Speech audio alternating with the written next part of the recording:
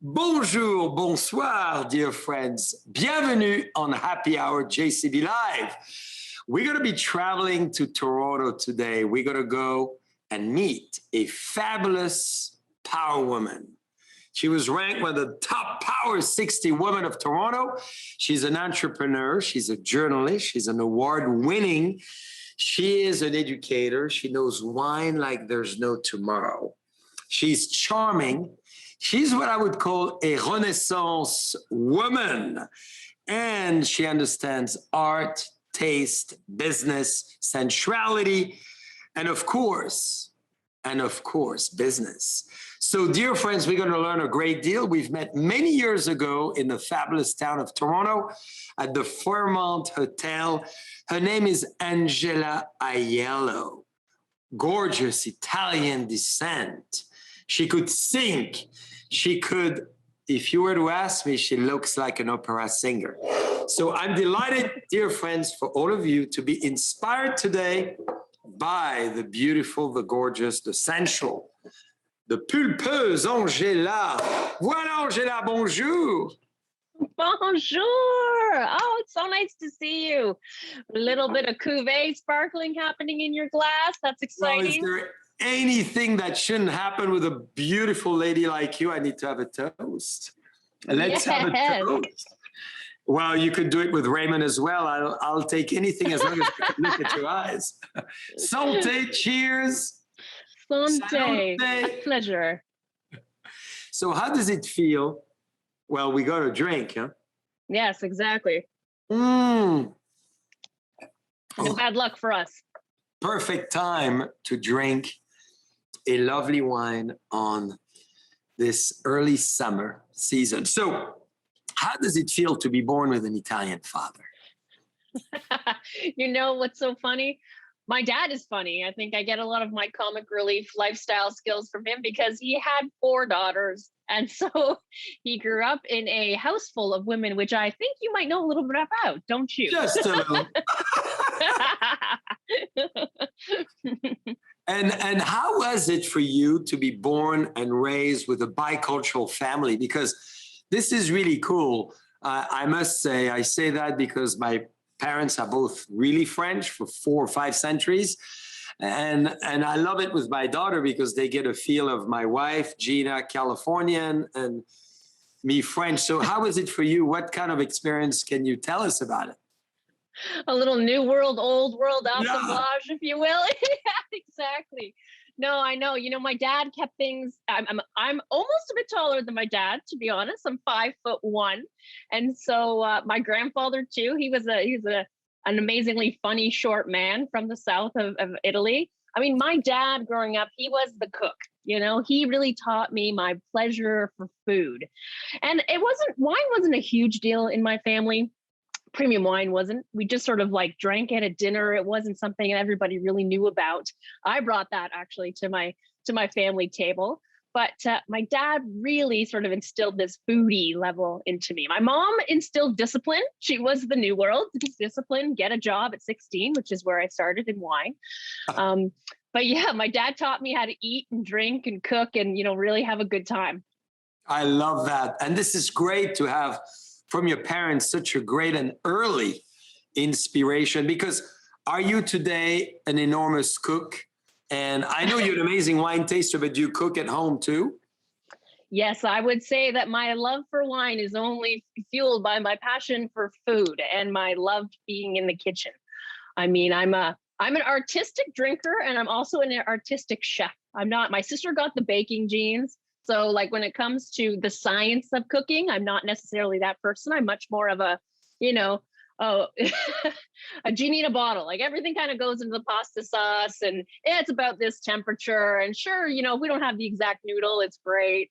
And so I'm very flexible in the kitchen. And I find that my creativity really lets loose when it comes to finding great ways to cook and great things to cook with all the wine I'm obviously drinking. So if you were to pair this wonderful Raymond Chardonnay made by a 5'1" lady as well, Stephanie Putnam and you share the same height. It's pretty cool. I mean, Nothing.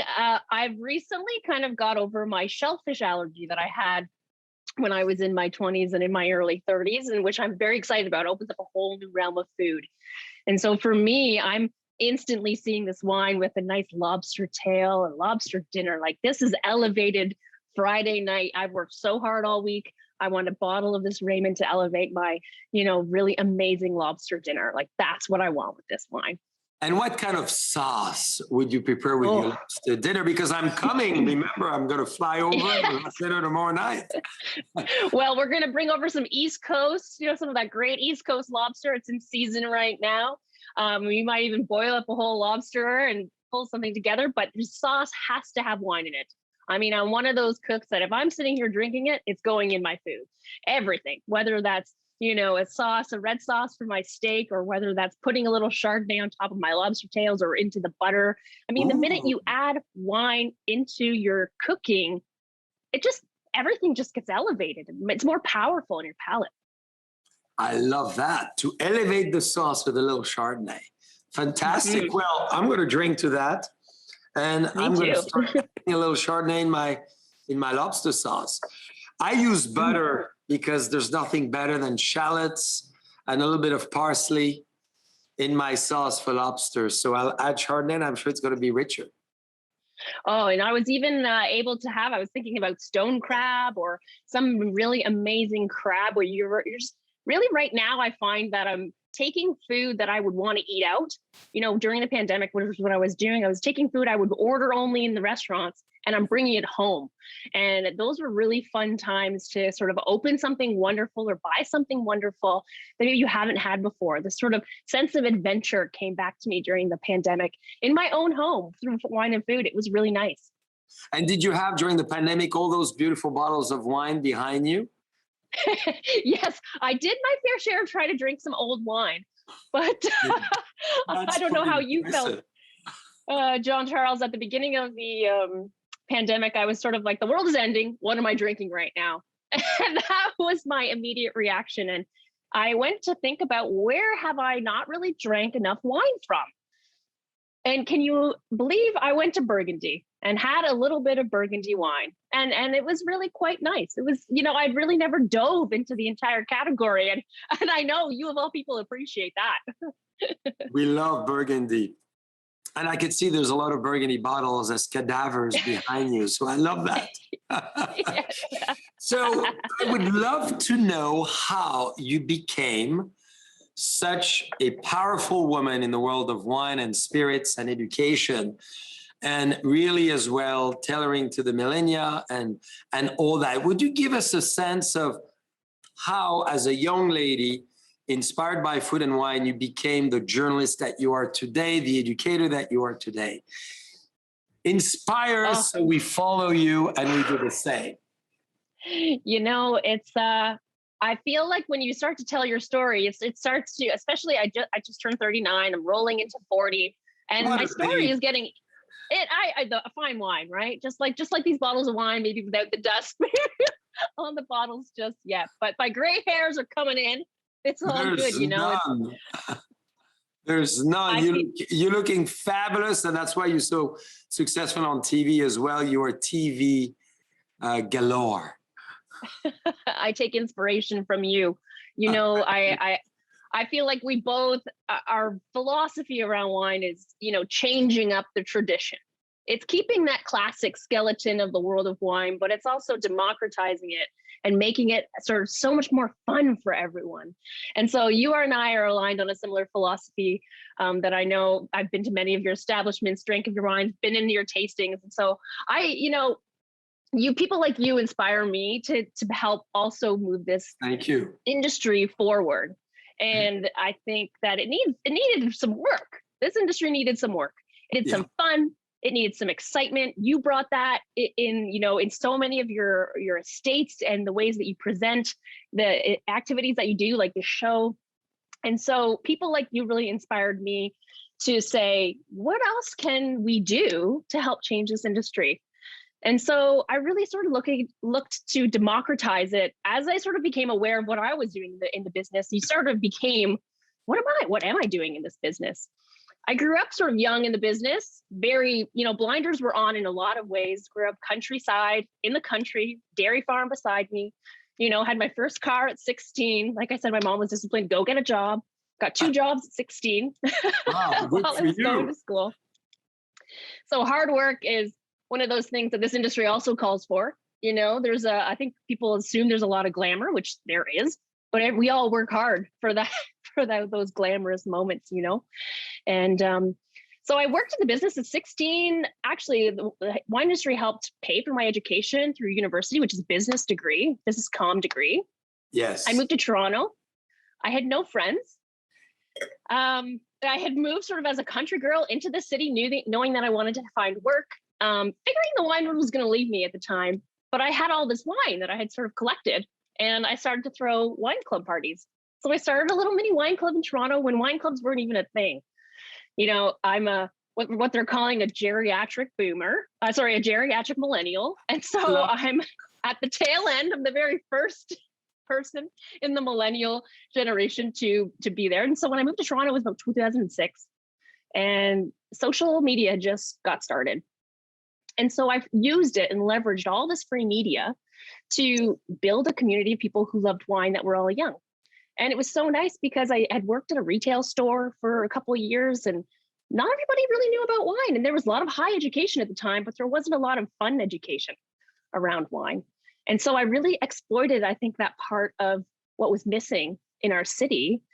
And over 13 years, I grew a wine club to over 50,000 members. Wow. We had two venues in Toronto that I was doing. That's huge, to 50,000 members.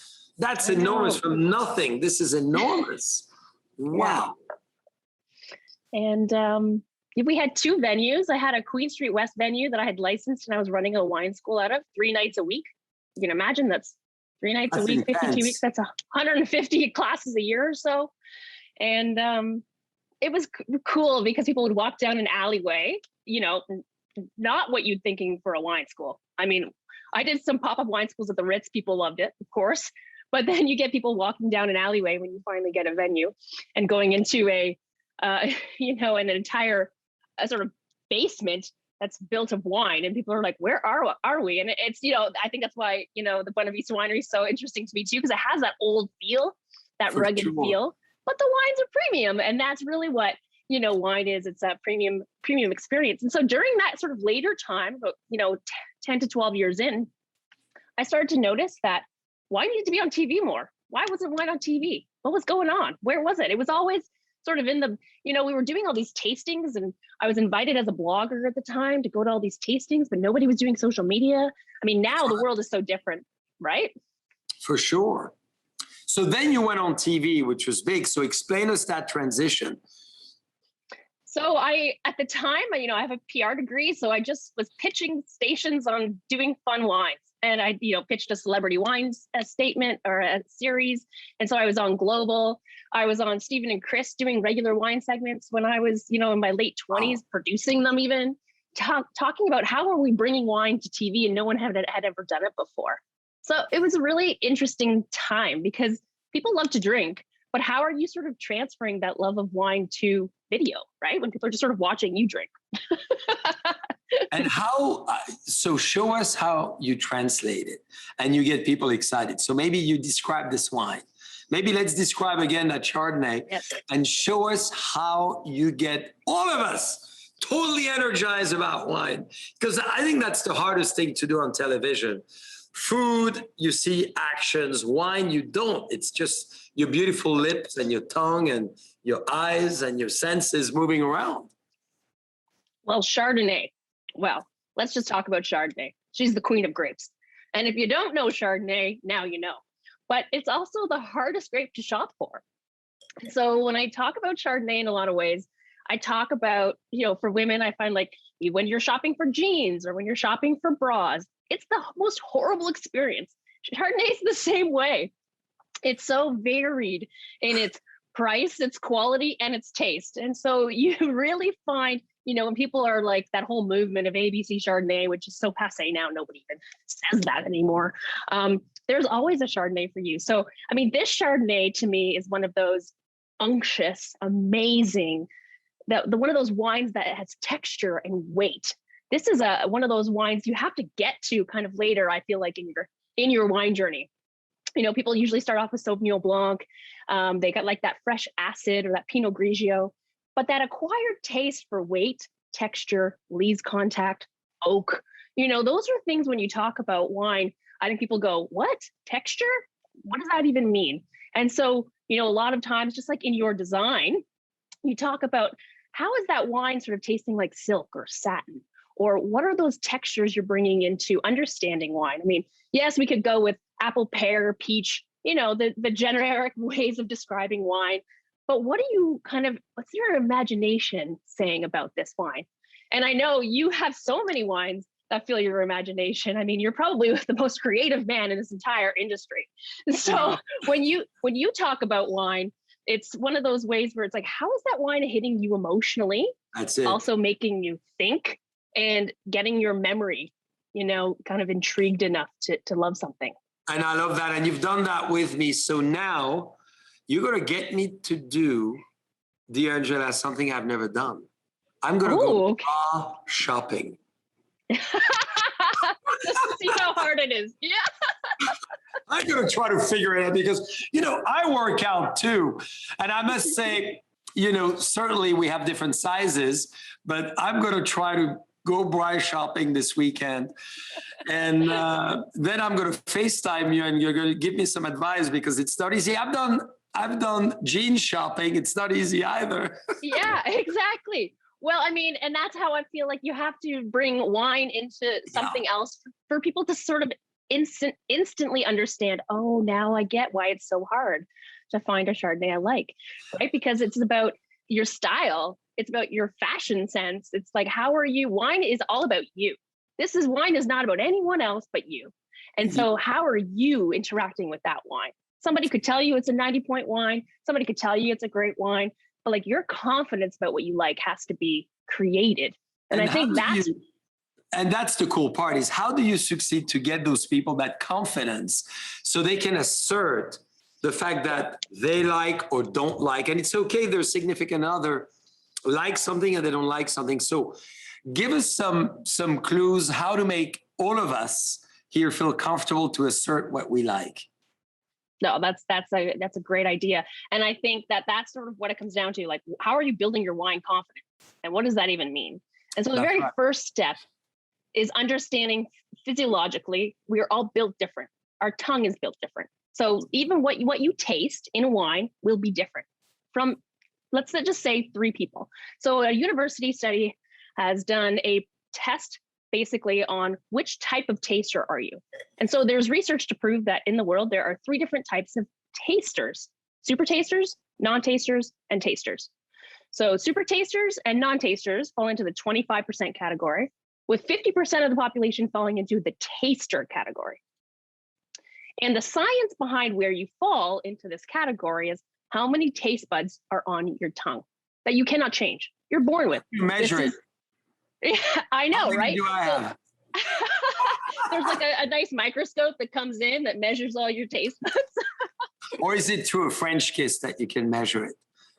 I think you're right, though. It does come down to sensuality. Like, how much are you sort of really tasting that wine, right? Because wine is about your palate, but it's also about your whole body, the way your whole body feels about a wine.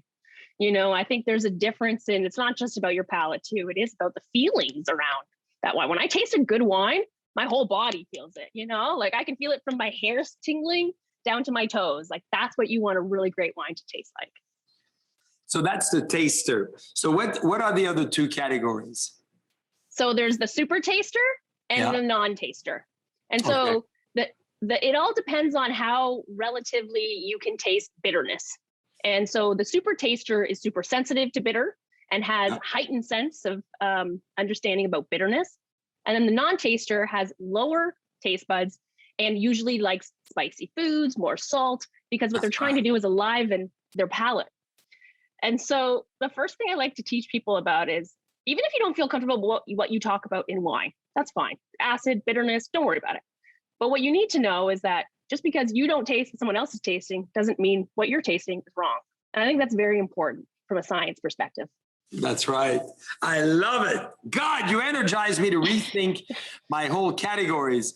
But it's very true. So, how do you take as well your friends and family and others to really experiment a full area of wine? Because often what I see with a lot of friends of mine, they start to like a wine and then they repeat the experience, which is great for the specific winery they purchase. But how do you advise all of us to expand a little bit the horizon and the trials?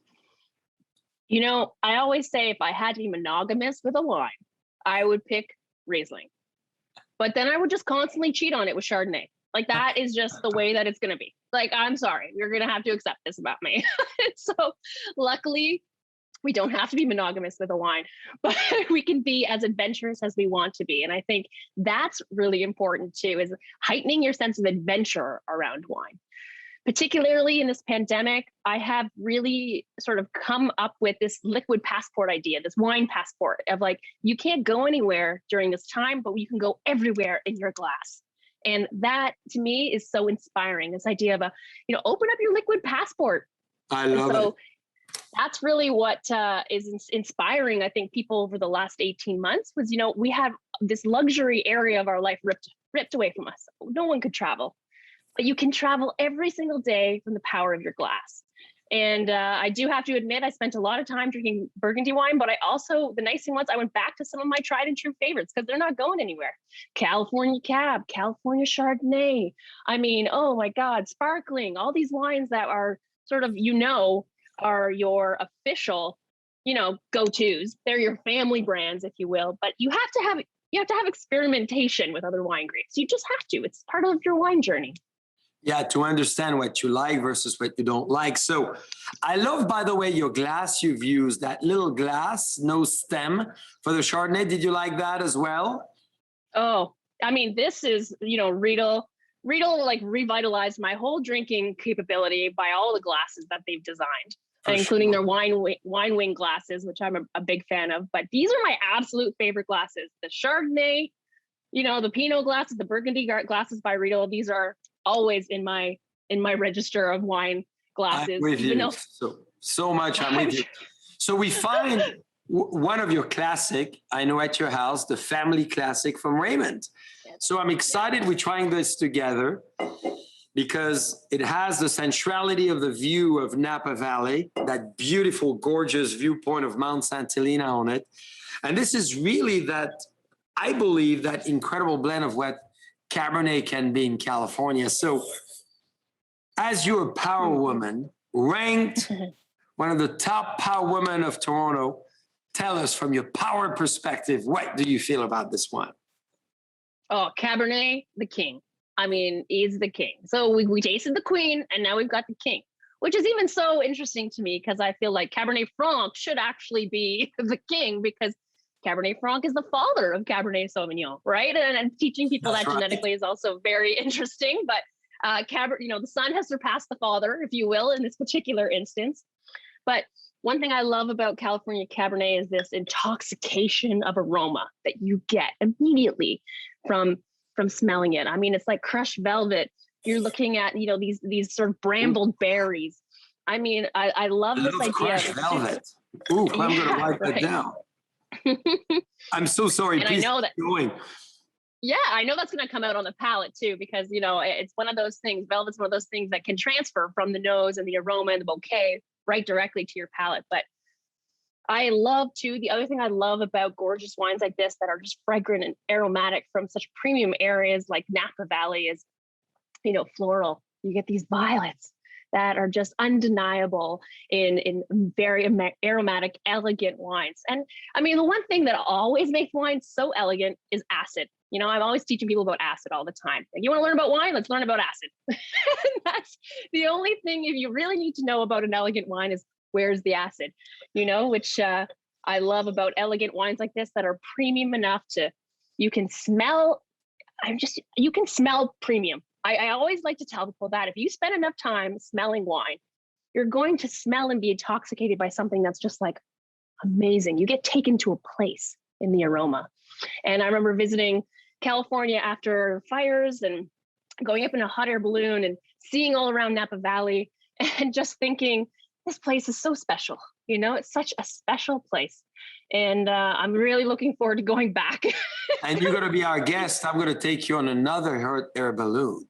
Or maybe we'll do another experience. It's going to be a secret, dear friends. And maybe we'll Facebook Live with the beautiful Angela. And we'll be somewhere secret and we'll show you something very special. So when are you back? Oh my goodness, that's a great question. Oh, ruby red palette, that elegance is coming through. It's so beautiful. Oof, I mean, this wine. Word. I'm this taking wine is notes, just, dear friends. This is a dynamo wine. Dynamo wine, I love it. So Angela, can you show us your right and left arm because you have beautiful things imprinted in them? God, look at this.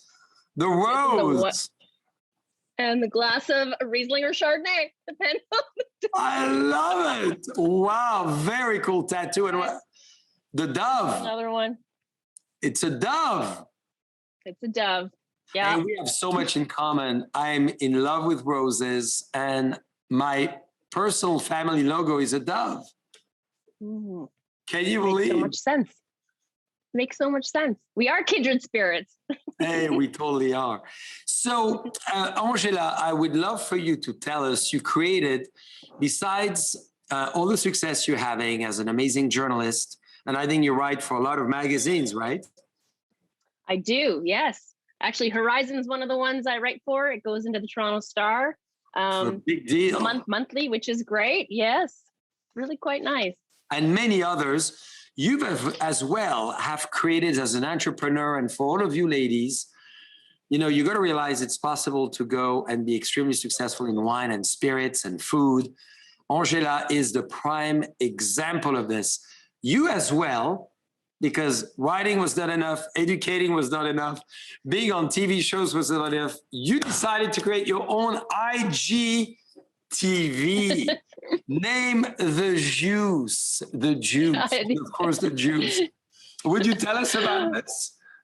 Yes, absolutely. I was, last year around, around the start of the pandemic, when I was like, don't know what to do. I thought, the best way to bring people together is to help keep them excited about something.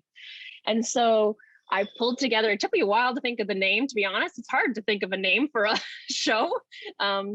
But I thought, I really liked Lizzo's song, The Juice. There's some really great hip hop songs around the juice. Plus, it's grape juice, man. Don't think too hard about it, but let's get fun about it. And so I'm at episode 53 as of yesterday and interviewing some winemakers, and maybe this will even go on there. I'd love to have a chance to put it on, and it's been really fun, I love it. So how does it work and how can everybody access it? Well, at the moment, it's basically on Instagram, but I have been moving a lot of the videos over to YouTube, onto my YouTube channel. And so on my IGTV, right, it's usually on an IG Live, or sometimes depending on the style, I've been doing Zoom videos and uploading them as well. So heading over to my Super Wine Girl Instagram account and looking at the IGTV portion is where you can find most of the episodes there. Well, I hope you're going to post this one on yours as well, so we can be together symbiotically at all time. Yes, exactly. So what inspires you to be such a serial entrepreneur, an amazing wine journalist, wine writer, TV personality, educator? Tell us about what really drives this irresistible lady. I would love to ask you the same question, because I think it's got to be a little craziness. I think there's a little bit of crazy inside. I always say, in the best possible way. I have high expectations for the world, Yes. and not just myself, but I have high expectations for the world. And I'm not the type of person to sit in the corner and complain about the world. I love to be the first person jumping in and doing things about it. It's like I said, I grew up in a very disciplined family, but it was also, we didn't have any money. I mean, everybody did everything. Like, you were working all the time, you were cleaning all the time. It was an immigrant family, in a way where I grew up in that type of a Yes. community where it was like, get to work. You're not working. You're not sitting around on Saturday. No, I was out on the tractor doing basically taking 2 acres of grass. So I was learning about Sauvignon Blanc because I was on the tractor, Yeah, smelling that, sure. smelling that fresh cut grass. But I always say there's gotta be some craziness in me because I don't sit still for long, although I do like to relax. I mean, relaxing is really, I think, why I work so hard. So I feel I deserve the relaxation. But yes, I'm not a person that kind of sits around and waits for the world to happen to her. I kind of really like to make things happen. And I think deep down, I'd like coaching people about that too, because there's a lot of people that sit around and sort of wait for things, and that's not going to do you any good. You have to go out, you have to fail. I mean, if you and I had a conversation about how many times things we thought were going to work and they didn't work out, or how many pivots you had to make because things shifted and changed and you were disappointed. But then we'd also talk about all the highs of all the amazingness that comes from that one moment where you're like, I didn't think this could happen, and it happened. When I looked back on my career, my mom took me to this career, phase or job search kind of event when I was in my later teens. So I was 18, 19 or so. And there was a girl there and she's like, what do you really want to do in the world? And I looked at my mom and I said, I want to travel and I don't want to have to pay for it.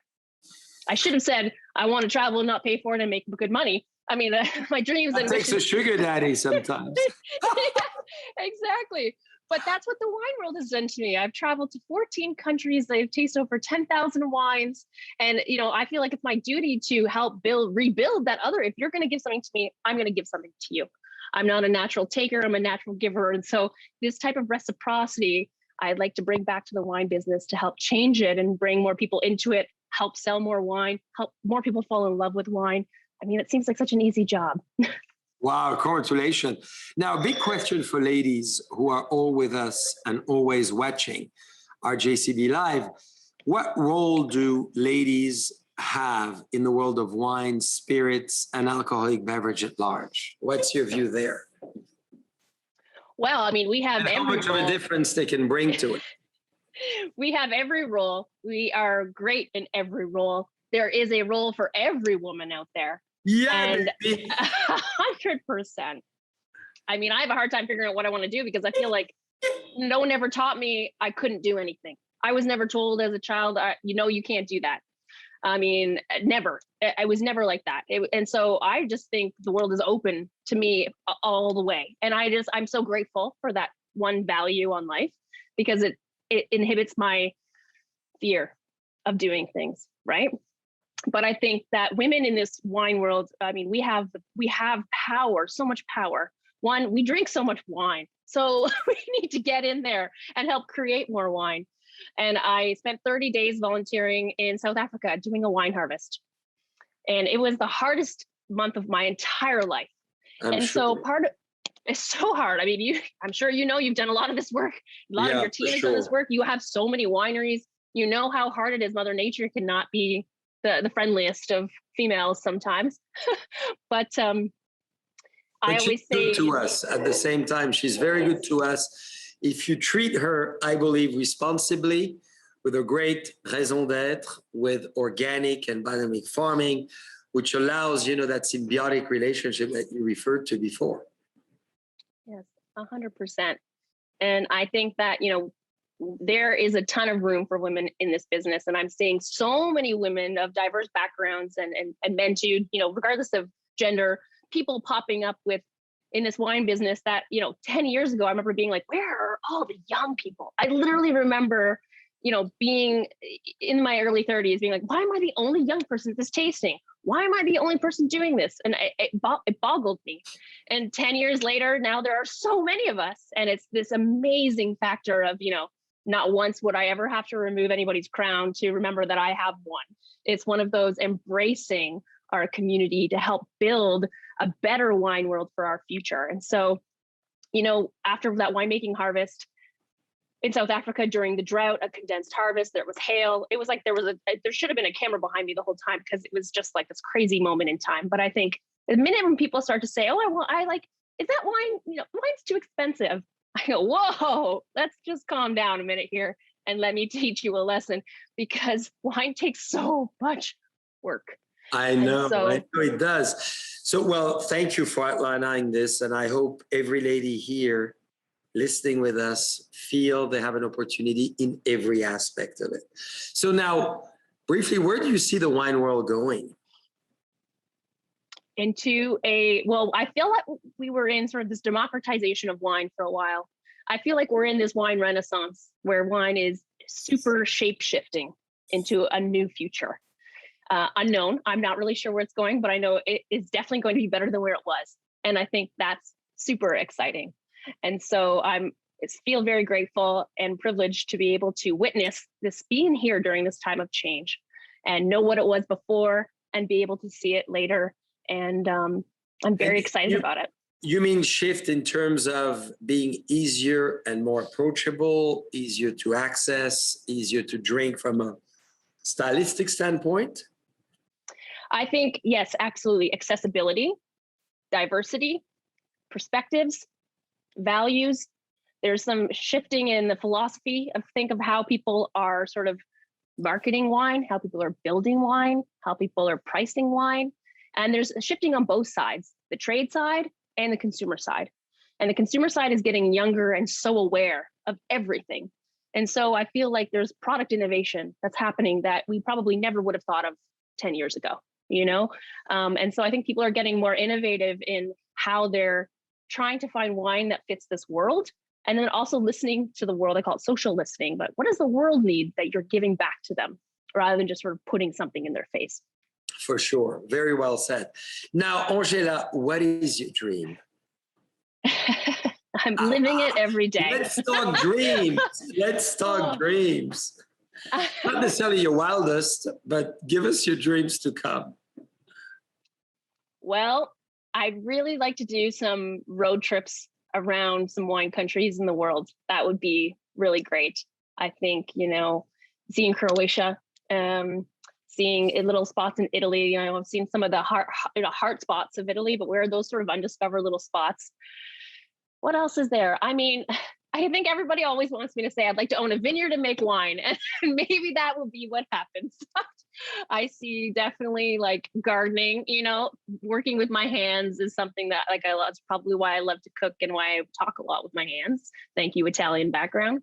We love it. It's great to be animated. So, Angela, now a very big question, a last momentous question. I would like, if you don't mind, of course, to send a message to all the people with us tonight, early summer 2021, and about, a big message, whichever direction you want to go. It's your opportunity to send the world a message to be remembered for those words that you're going to send to all of us. And I'm embracing them already. I know I'm going to love them. So I'm opening my arms. Hear the words, come my way. I will follow the diligent and wise words of Angela Aiello. Well, it's not a long paragraph, but it is, I like to say, live and drink colorfully. We need more color in our lives. And that is from our foods to our wines to our dreams and inspirations. A lot of people live very gray and black and white in life. And I would like to say to people, use food and wine as an inspiration for you to enjoy and live colorfully, thinking you don't have any boundaries. There are no boundaries in the color wheel. They're all over the place. So how are you doing more of what you makes you feel good and that adds color to your life? I love it. Well, Angela, to crush, velvet, to ruby red, to the liquid passport, to IGTV, to being one of the most powerful women in Toronto, to doing all what you do at 5.1 feet and with such charm and powerful presence. We're delighted, and I'm so excited that I can introduce you to all our friends out in the world, and hopefully they will contact you if they're in Toronto or watch you on your The Juice program, because we're going to mention that in the chat, dear friends. It's coming. And we cannot wait, Angela, to physically hold each other and crush velvet together and have a great time. So I want to commend you for all what you do as an amazing leader in the world of wine, in the world of femininity, in this world of wine that I cherish and adore so much. So congratulations to you. Salut, and thank you, John Charles, for being an inspiration to us all. Thank you, and thank you for saving 1 or 2 bottles unopened in your background so we can have them together. Hopefully it's the 1800s. I'd love it. Yeah, right. Big kiss, abbraccio tutti. Ciao, ciao. Ciao, ciao, ciao.